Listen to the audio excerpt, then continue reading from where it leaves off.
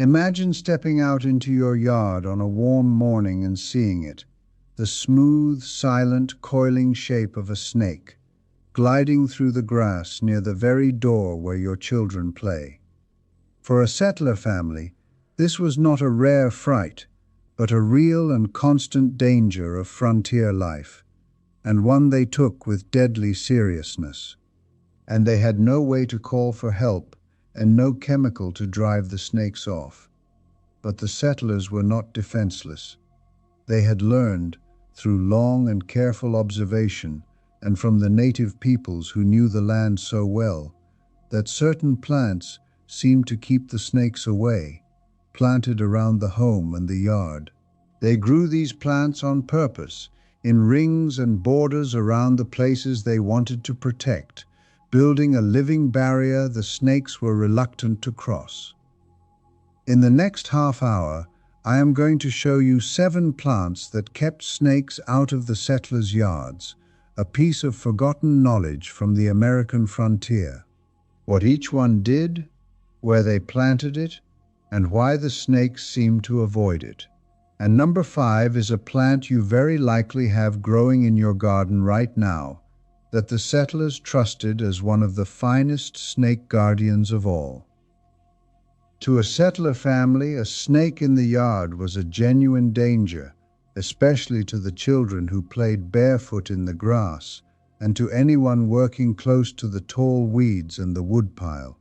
Some snakes were harmless, but others carried a bite that could sicken or kill, and on the frontier, far from any help, that was a risk no family took lightly. Keeping the snakes away from the home was serious work, and the settlers used every bit of plant wisdom they had. A quick and honest word before we begin. Everything I share here is history and tradition, offered for curiosity and for the love of old fading knowledge. It is not medical advice, and it is not safety advice.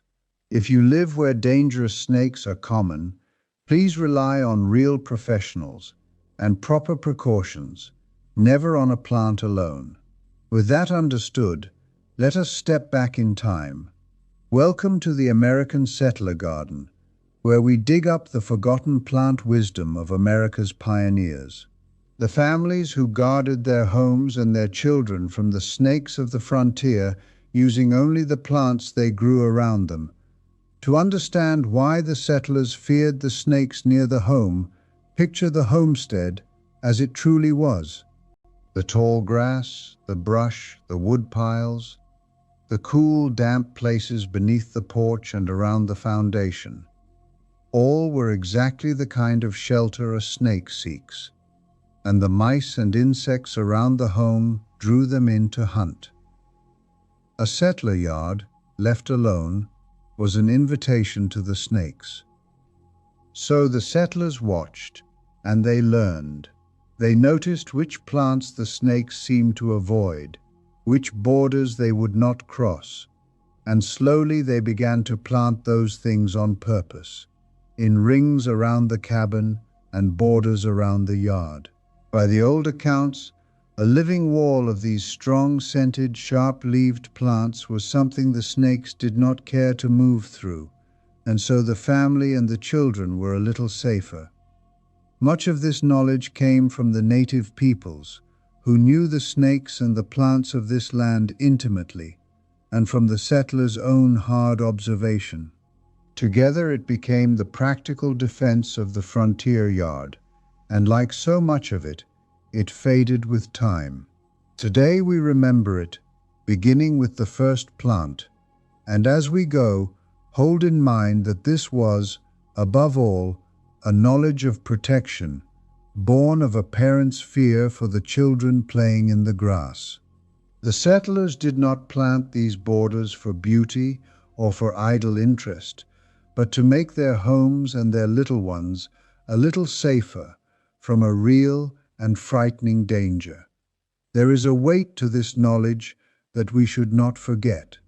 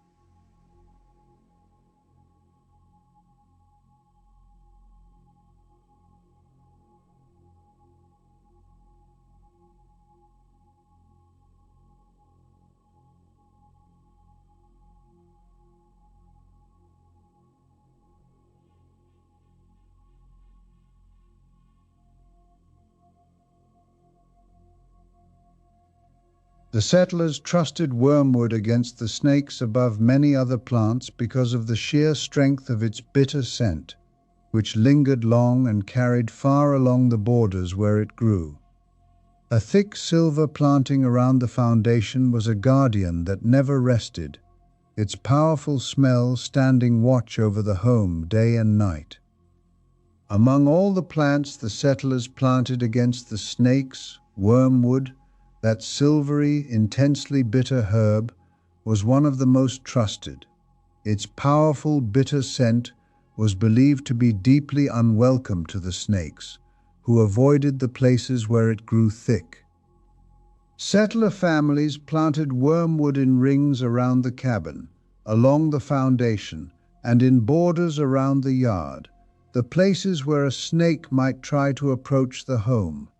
The strong, bitter scent rising from the silvery leaves was believed to turn the snakes away, making them route around the planting rather than cross through it. A border of wormwood was a faithful guardian of the home against the gliding visitors. The thinking the settlers passed down was that a snake, sensing its world so much through scent and through that flicking tongue, found the overwhelming bitter smell of wormwood confusing and unwelcome and chose to go around it.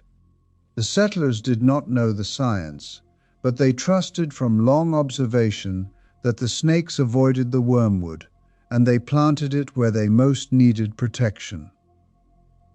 And the settlers planted these guardians with a particular thought for the children, who played barefoot in the dooryard through the warm months and could not watch for the snakes as a grown person might. A ring of strong scented plants around the play yard, and the door was, above all, a guardian of the little ones, a parent's quiet defense against the danger in the grass. And wormwood guarded against far more than snakes, turning away rodents, flies, and many other pests besides, one of the great all-purpose guardians of the homestead. I must add a word of caution, for wormwood is a potent plant, to be handled with knowledge and respect, and not for eating. To use it as the settlers did, plant wormwood in borders around the home and yard, always with respect for its potency. The next plant was the bright marigold. Planted in rings around the foundation and the yard, the bitter wormwood stood its silver guard against the snakes, its powerful scent turning the gliding visitors from the home. Number 2. Marigold.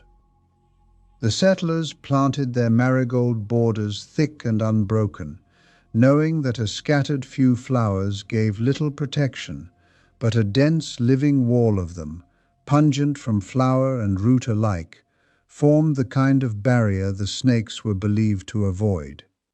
Beauty and defense grew together in those bright golden borders. Our bright marigold returns once more, for beyond guarding the garden and the home from so many pests, the settlers planted it in borders against the snakes as well. That sharp, musky scent, rising from both the flowers and the roots, was believed to be unwelcome to the gliding visitors. Settler families planted thick borders of marigolds around the home, the yard, and the garden, where their distinctive pungent scent was believed to help keep the snakes from settling in close. The cheerful flowers brightened the borders while they worked, standing guard in rows of orange and gold. A dense planting of marigolds was both a joy to the eye and, by the old belief, a barrier against the snakes.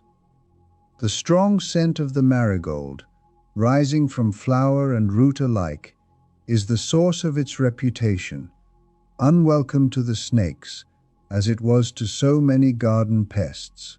The settlers planted them thickly, knowing that a good border helped guard the home, and trusting the old wisdom that the snakes avoided their pungent scent. And the settlers learned the snake-guarding plants in large part from the native peoples, who had lived upon this land for countless generations and knew its creatures and its plants with a depth the settlers could only learn from. This was knowledge given across cultures, hard-won wisdom about living safely alongside the snakes, freely shared and gratefully received. And the marigold guarded the garden from insects and pests, brightened the home, and asked almost nothing, growing easily and blooming all season long. A plant so cheerful, so tough, and so useful earned its place in every border. To use it as the settlers did, plant thick borders of marigolds around the home, the yard, and the garden. The next plant carried a sharp lemon scent. Planted in thick golden borders around the home and garden, the marigolds guarded against the snakes with their pungent scent, while brightening the yard with their cheerful bloom.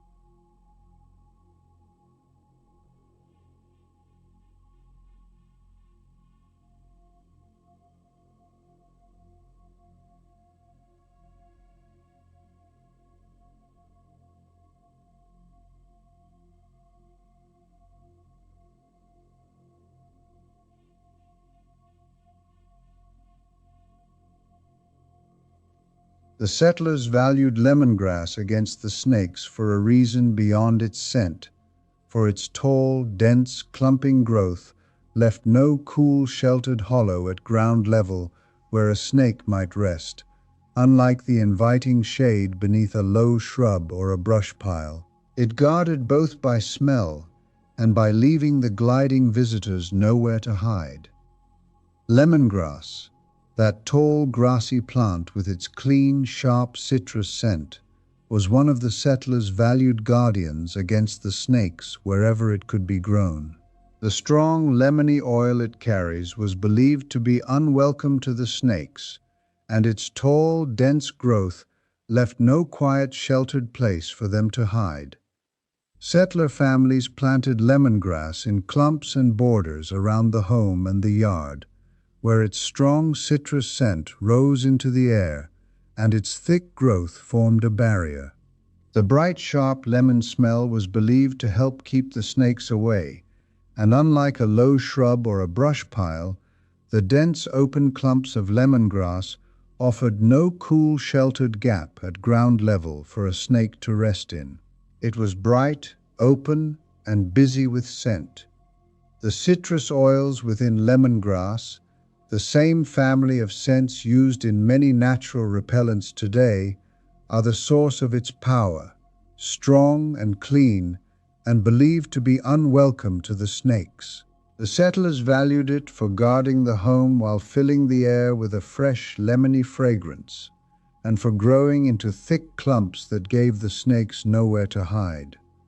And the settlers kept the yard itself clear and the borders planted together, for they understood that the plants alone were only part of the defense. A tidy yard, free of the brush piles and tall weeds and clutter that gave the snakes shelter, guarded by strong scented borders, was a home far less inviting to the gliding visitors than a neglected one. And lemongrass freshened the home, guarded against mosquitoes, and flavored teas and food besides, a fragrant and generous plant. To use it as the settlers did, plant lemongrass in clumps and borders around the home and yard. The next plant was the pungent guardian of the ground. Planted in tall clumps around the home, the lemongrass guarded by its citrus scent and by leaving the snakes no cool, sheltered place to hide, a bright and open defense. Number 4. Onion and garlic. The settlers understood the deepest cleverness of the onion and garlic border, for it struck at the very reason the snakes came to the yard at all. The snakes followed the mice and the pests, and the pungent plants that drove those smaller creatures away removed the snake's very dinner, breaking the chain that drew it to the home. Our faithful pungent pair returns, for the settlers planted onion and garlic against the snakes, just as they did against so many other troubles. That sharp, sulphurous scent rising from the plants and the disturbed soil was believed to be unwelcome to the gliding visitors. Settler families planted onions and garlic in borders around the home and the garden, where the strong scent rising from the leaves and bulbs was believed to help keep the snakes away. And there was that clever settler logic at work again, for the snakes often came to the yard hunting the mice and pests, and the strong-smelling onion and garlic helped drive those smaller pests away, removing the very reason the snakes came. The settlers guarded against the snake and took away its prey at once.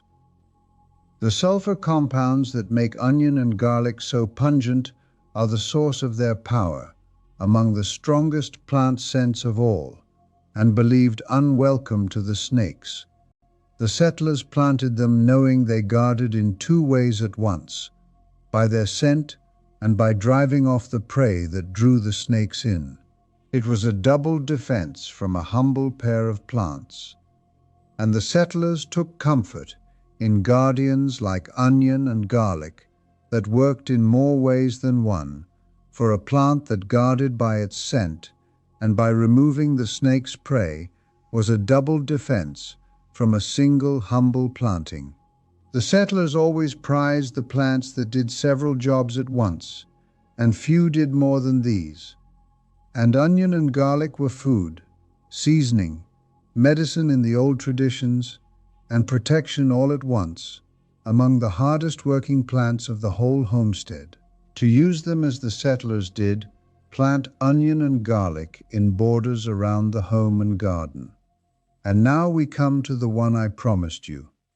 Planted in borders around the home and garden, the onion and garlic, guarded by their pungent scent, and by driving off the very prey that drew the snakes in, a doubled defense. And now we reach number 5, the one I promised you.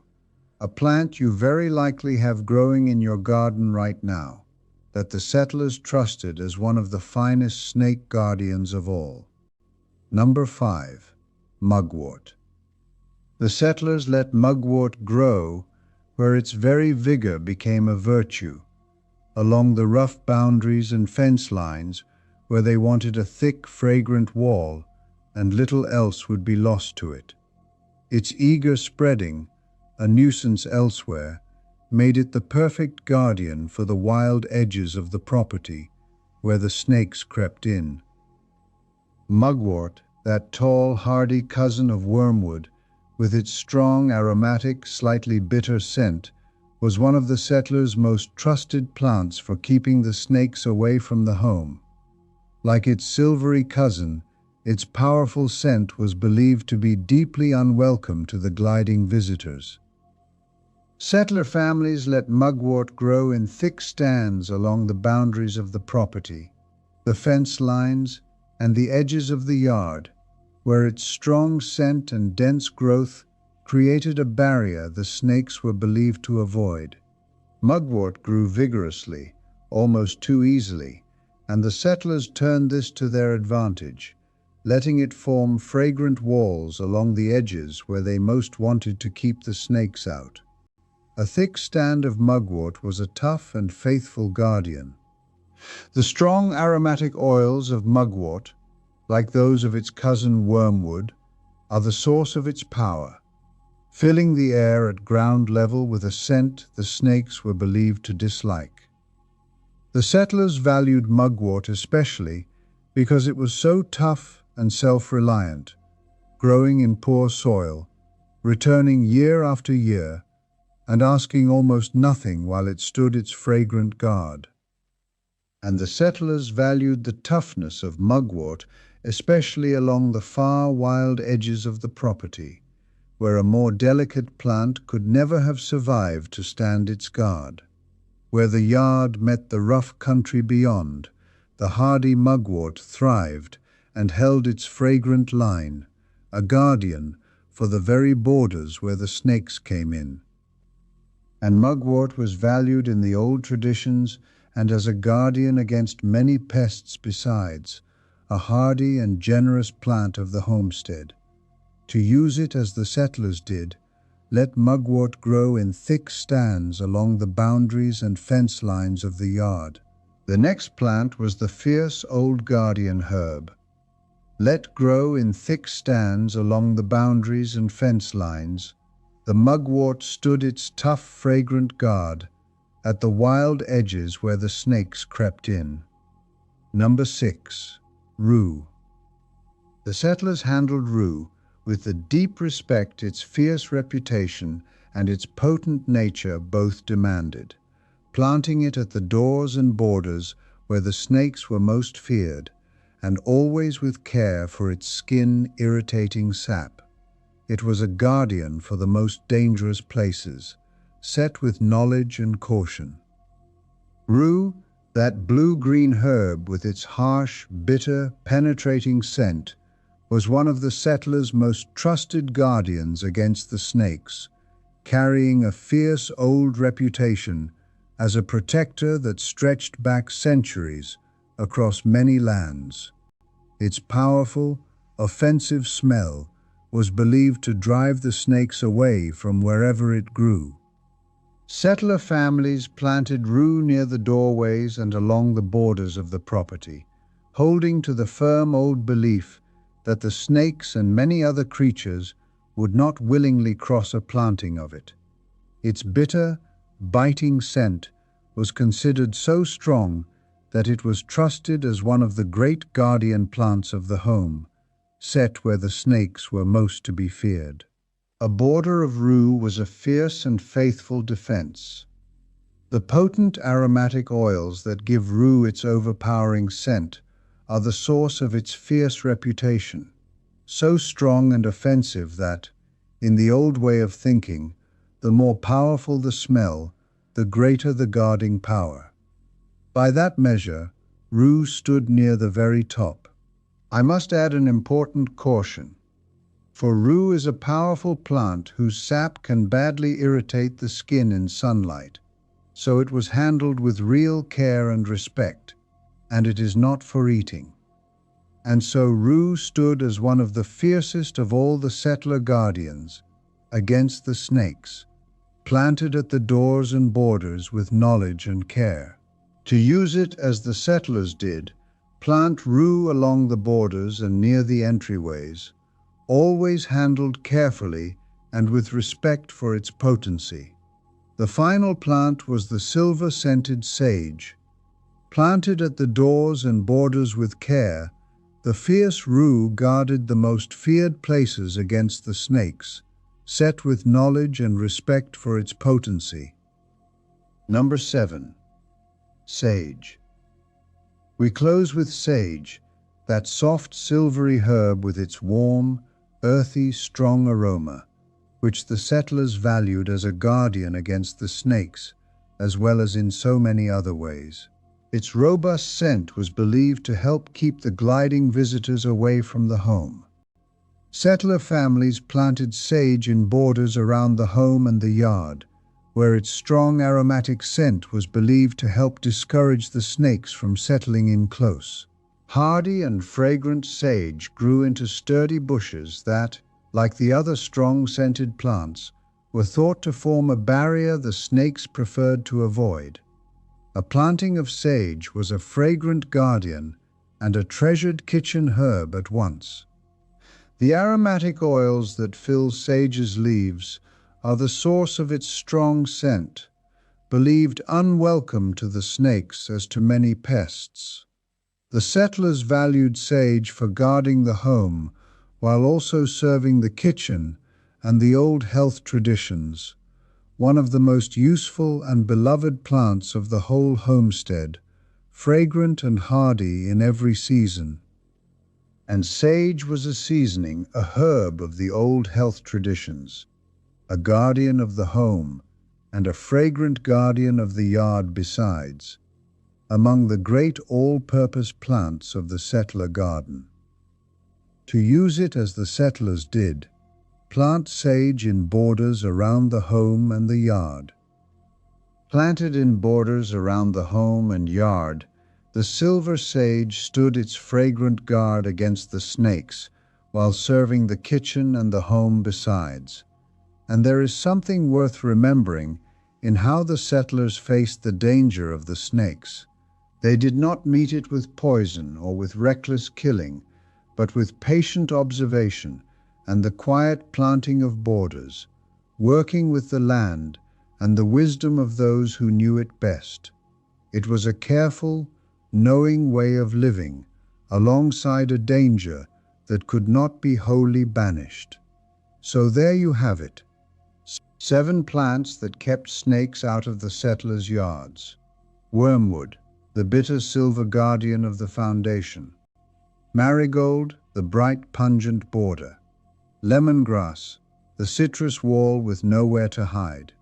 Onion and garlic, the pungent pair that guarded and took the prey away. Mugwort, the tough, fragrant stand of the boundary. Rue, the fierce old guardian of the door. And sage, the silver-scented sentinel of the yard. Every one of them helped keep the settler home and the children a little safer from the snakes of the frontier, turning the gliding visitors away with nothing but strong scented plants and the wisdom of where to plant them. The settlers could not buy a snake-free yard. They grew it, surrounding their homes with living, fragrant guardians against the creatures they most feared in the grass. And these 7 are only part of the settlers' defenses for the home and yard. As I dug into this, I found far more than I could fit into one video. The full, fragrant arsenal the pioneers used to guard their homes from snakes and so many other troubles, all laid out in simple pages. I gathered it into a guide called The Settler's Guide to a Protected Home. If you would like a copy to keep, the link is waiting for you down in the description below. And if you believe this old knowledge is worth keeping alive, worth passing on the way the settlers passed it on, then go ahead and subscribe. That is all it takes to see the next one. Because the snakes were not the only creeping danger the settlers guarded against. Next, I want to show you the plants the settlers grew to keep fleas and ticks away from the home and the family. That story is playing right here. Thank you for spending this time with me, and I will see you in the next one.